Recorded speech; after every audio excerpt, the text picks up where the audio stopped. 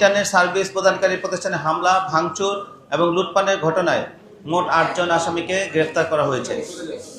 চট্টগ্রাম মহানগরীতে দীর্ঘদিন ধরে ইন্টারনেট সেবা প্রদান করে আসা digital.net DDN নামক প্রতিষ্ঠানের স্বত্বাধিকারীকে গত 11/7/2026 তারিখে হোয়াটসঅ্যাপের মাধ্যমে কল করে নিজেকে ডেভিড ইমেল পরিচয় দিয়ে ভয়ভীতি প্রদর্শন করে।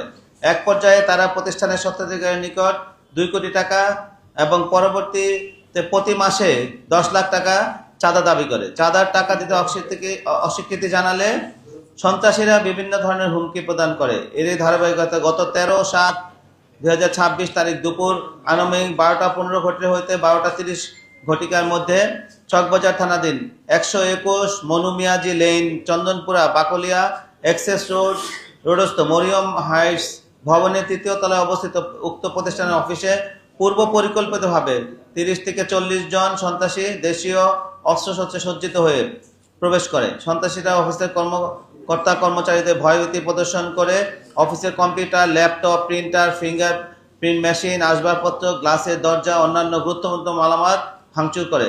এতে আনুমানিক 15 লক্ষ টাকার ক্ষয়ক্ষতি হয়।